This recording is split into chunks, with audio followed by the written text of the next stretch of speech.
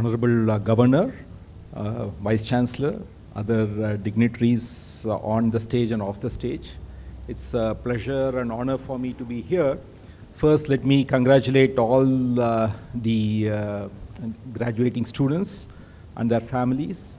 This is a very momentous occasion for you, where you are getting your degree from a very esteemed institution.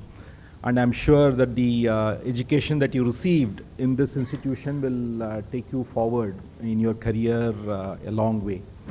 So my heartiest congratulations to all of you. So I'll not take a long time, because you have, the address by the Honorable Governor coming up, and then also the lunch. But more importantly, you would want to celebrate getting your degrees with your family and friends. So let me be brief, but what I would like to do is, I would like to talk about something which is of current interest, which is artificial intelligence and its impact on what we do and on the world at large. Of course, there are two views. Some feel that artificial intelligence is quite revolutionary. Others feel it's something which is overhyped and just a fad. But I personally believe that over time it's going to be going to have a substantial impact on the way we live, the way we work, etc. And as you know, as the saying goes, technology, you underestimate the technology of the impact of technology over long term often, even though you overestimate its effect in the near term.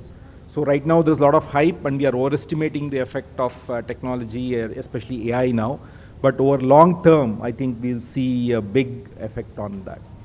So if you look at AI, I would look at it in two parts. One is where you can see substantial good effects, good impact of AI on our lives.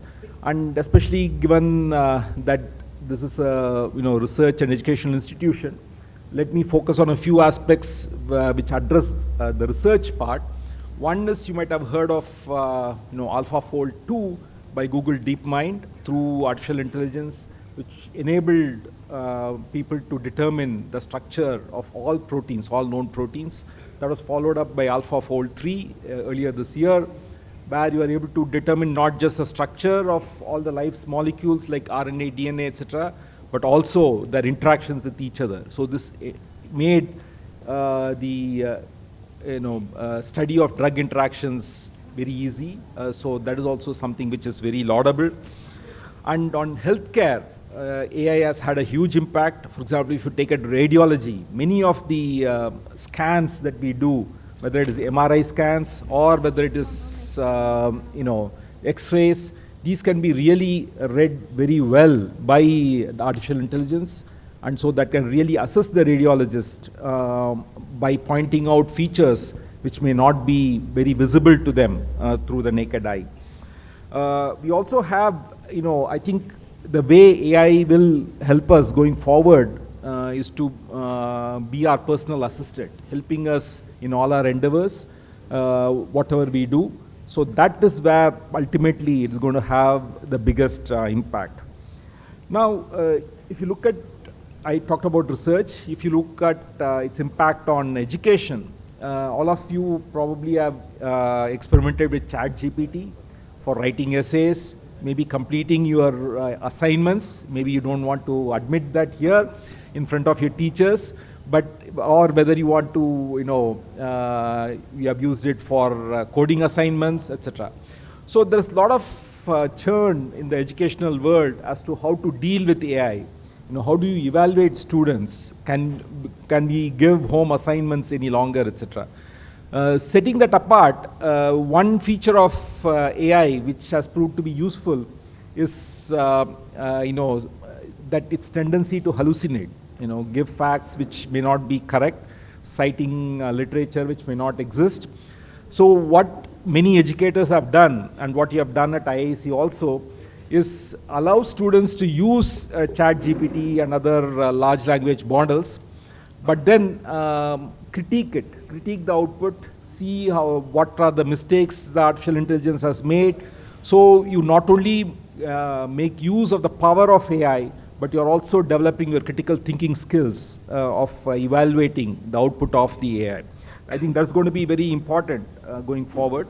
But it's also very critical that all UG and PG students, especially in engineering branches, not just in computer science, are now exposed to artificial intelligence at all levels, because it's going to have an impact in all branches of engineering. So, because it's not just, let me, come to that when I come to maybe the negative impact, or what one feels as the negative impact. I already talked about hallucinations, which can have a bad effect, because when people start believing the results they get when they search for something, and the search is being curated by AI, you may get wrong results on your health, etc., which can lead to bad effects on on your life. So basically, what you have to do here, I'm paraphrasing Ronald Reagan. You can use AI, but you have to verify it. So that should be the key fact that you should always use whenever you are using AI. Jobs is another area where there's been a lot of talk whether AI will take away all the jobs, and I'm sure that is something of great concern to all you graduating students. What will be the future of jobs, given that generative AI is making such rapid advances? Here I think one need not be worried as long as one reskills appropriately. If you're just doing routine coding jobs, routine software engineering jobs, these will all go away because of generative AI. Already it can do a lot of coding. It can beat humans on various coding tasks. So if you just learn basic software engineering and apply it in companies, that's not going to cut it any longer. You have to do something more. Also, it is not just software engineering. Even if you look at higher skills like chip design or materials engineering and material synthesis, all these can now be done to varying degrees by artificial intelligence. So what you need is you have to really reskill and upskill yourself, and not just rely on core concepts that you have learned. You have to also develop other skills. You have to develop creative thinking, you have to develop innovation skills, you have to develop entrepreneurship skills, leadership skills. You also have to develop these soft skills like communication, networking, collaboration, etc. These are the skills which right now it is difficult for AI to replicate. So if you are very innovative, very creative, this will set you apart from others who are not equipped to do these things.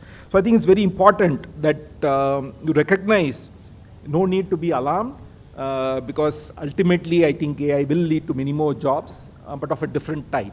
So don't get stuck in routine jobs, routine software coding, etc.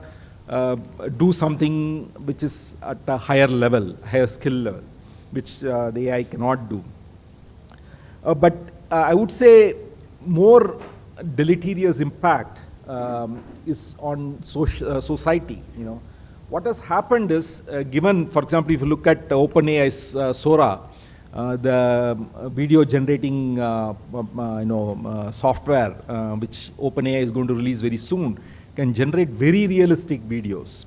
And we have already seen examples of deepfake videos of various actresses and other public personalities. And same with photos. And now you have cases where families, parents receive calls which are essentially deepfake audio recordings of their children. Say a daughter or son pleading with the parent, calling on the phone saying that, oh, I was in an accident, somebody got killed, the police are holding me, and they want about 25 lakhs or something to release me. And since the voice sounds exactly like their daughter or son, they tend to believe it and give the money.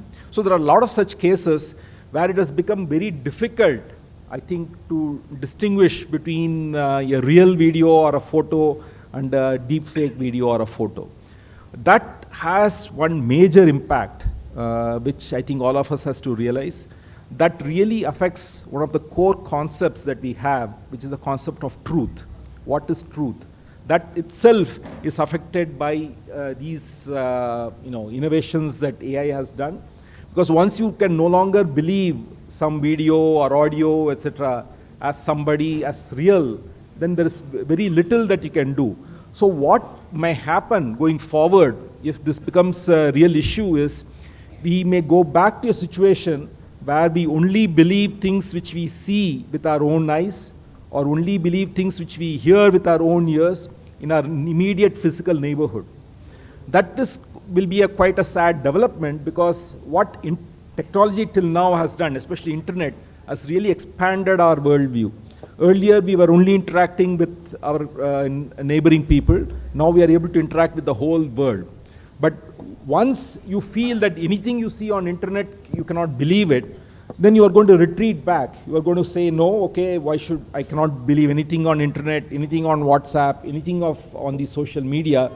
So then you are going to start retreating and going into a older situation where you only interact with people whom you can physically see, whom you can physically hear, and so on. So in a way, it's ironical that technological advances is what initially led to the expansion of our world, but it's may also lead to a contraction of our world, where we now believe only things which we can physically see and hear. So that is not something which is going to be very good. Another bad impact is that we all tend to become more and more isolated. In a way, that's again quite ironical, given that we are in a hyper-connected world where we are in touch, through technology with all our friends and family all over the world. But still, what you see, especially among younger generation and among very old people, is that becoming socially isolated. They are feeling lonely and depressed. There are many studies which show that the depression among teenagers, especially teenage girls, has risen rapidly after social media came into picture. So therefore, it is very unfortunate that these technological advances are also leading to social isolation, where we have all seen pictures where the family is sitting around the dining table, but everybody is looking at their phones. Nobody is talking to one another. So these are the things which are quite bad, and these are the things I think as a next generation of leaders you should guard against, because I think it's my appeal to you is, do not fall into this trap of using technology and only technology for all your interactions. I think you should appreciate the human relationships, should appreciate the human emotions like kindness, empathy, and so on. Develop those emotions, but those will happen only when you connect to somebody in person, where you can see that person directly in their eyes. That is when empathy develops. When somebody relates something and you feel that kinship with that person. All these things develop only in real life, when you are actually interacting with human beings, and not through social media or not through AI and so on. So it's very important that you do that. And the other thing which education at an institution like VTU teaches you is how to learn and how to think. What you learn is not important. How do you learn? How do you think about matters is what is most important. That is a skill which will carry you forward. But I would say, urge all of you to use the thinking skills which have been developed during your stay at VTU, to always search for the truth. Because as I said, in this age of AI, truth itself is a very precious commodity. So it's very important that you search for truth always, using your the thinking skills that you have developed at VTU. So with this, let me stop and congratulate all of you on your achievement. I think it's a very momentous occasion for all of us. Thank you.